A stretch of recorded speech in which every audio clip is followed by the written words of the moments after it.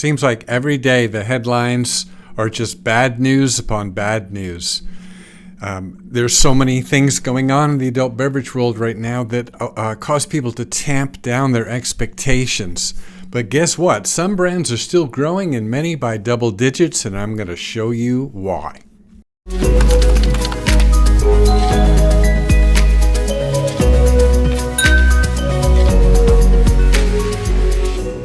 As a consultant, a sales consultant for wineries and distilleries all around the world, I've seen certain patterns emerge over the last 10 years.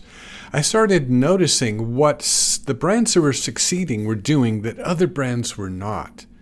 And I've decided to put it all together in a short ebook. And I want to tell you about that ebook right now. So hang on to the end because I have a special offer that you're going to love. The one big idea of this book is that you can't use yesterday's strategy in today's market. Now, my new ebook is divided into 7 principles.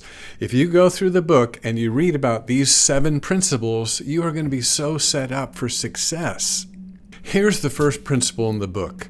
Control your own destiny. We tend to depend way too much on distributors, and that used to work really well until there were so many brands in the marketplace and too few distributors. The fact is, most distributors today are completely overwhelmed with the size of their portfolio, and this goes for small, medium, and large distributors. It doesn't really matter. The idea that you would depend on distributors so much to make sales for you is very dangerous. And this is a capacity problem. It's not a motivation problem.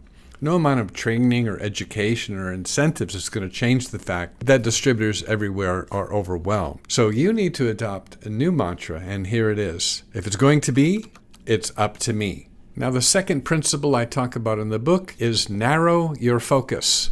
Our industry is obsessed with more. More states, more accounts, more sales calls, more activity. This is really a trap because more is not more anymore. There's a little something called the 80-20 rule, and you ignore it to your peril. The way the 80-20 rule works is 20% of the accounts are driving 80% of the revenue in any particular market. This goes for all product categories in all markets. The 80-20 rule is real. If you want to accelerate your sales, you're going to need to narrow your focus, not expand it. Now, the third principle in the book is go deep. What most people are used to measuring accounts sold and points of distribution, and here's the problem, it's just not enough. Because not all accounts and not all points of distribution are equal. What really matters is velocity. The sell-through, the sale per point of distribution. That varies widely, and if you don't identify the accounts that have high velocity, you're never going to reach your sales goals. So going deep is really the key. Relationships matter. Becoming indispensable to the account is what your goal is. It's not to be in more places, but to matter more to fewer well-chosen people. That's the principle of going deep. It used to be that what we would call a mile wide, inch deep in terms of distribution was how you built a brand. Not anymore in today's competitive environment. It's all about an inch wide and a mile deep. You got to go deep with the right accounts. Now, the fourth principle that I discuss in the book might be a little unusual for many, but here it is. Stop heat loss. I love this analogy of heat loss. If you have a gas stove, or you know about a gas stove, and you turn on the burner and you put a pan on to boil the water, do you know that something like 80% of the energy produced by the flame evaporates into the air? Only about 20% actually makes it to the pan, but that's enough to boil the water. But this concept of heat loss is really applicable to wine and spirit sales. There's a lot of wasted effort. There's a lot of low-value activity. There's a lack of precise targeting and a tremendous lack of follow-up. This is heat loss, collectively known as heat loss. Because the truth is, if you want to accelerate sales, it's really not about the effort. It's all about the efficiency. And in this book, I go deep into this, show you how to spot heat loss and how to stop it. Now, the fifth principle that I outline in the book is modern sales team design. Most companies have way too many people managing distributors and not nearly enough creating demand, calling on accounts, key accounts, and chains. And when I say the word managing distributors, I use air quotes because it's kind of a silly thing. The days of managing distributors are over. They're overwhelmed, as I said earlier. The idea that you can manage them is just a little bit ridiculous. There's a structural mismatch between the environment that exists today and how most sales teams are designed. Your sales team must be built for the market that exists now, not the market that used to exist. The sixth principle that I talk about in the book is the modern sales approach. This is really hard for most people to grasp. In our industry, we're so focused on the product.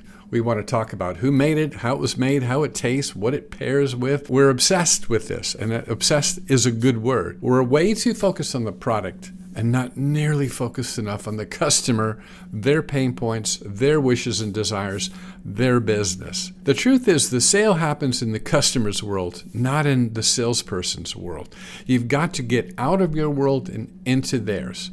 What we're talking about here is a customer-centric approach as opposed to a product-centric approach. And I dive deep into this in the book to help you make the transition, make the shift, update, and modernize your sales approach. Now, the seventh principle is a very important one. It's about systems for accountability. Sales success is about discipline, because details matter. And since you're focusing on the customer, you really have to get into their world, and you do that by doing a lot of research, a lot of homework, and trying to understand what they're up against. You want to get inside their head as if you were reading their mind.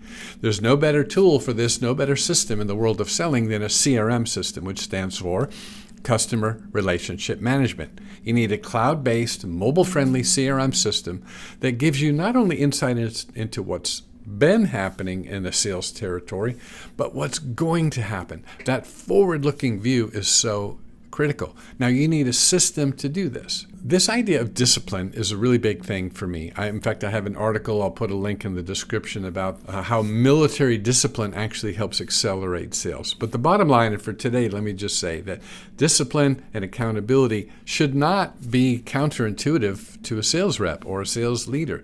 That's how great selling gets done. You have to have some accountability. The days of saying, hey, just do it, like hiring talented people and turning them loose to intuitively go pursue new business, that's not really wise. You need a sharper strategy, something that is a lot more imbued with accountability. Without it, it's going to be really hard to grow in the current environment. Systems for accountability. So as I'm wrapping up here, let me just conclude with a few final thoughts. Yes, the market is tough. Never seen it been tougher. I've been doing this for 42 years. I've never seen the market as tough as it is right now. But growth is not only still possible, it's happening right now. There are brands out there growing by double digits. Now, what are they doing that you're not doing? That's why I wrote this book.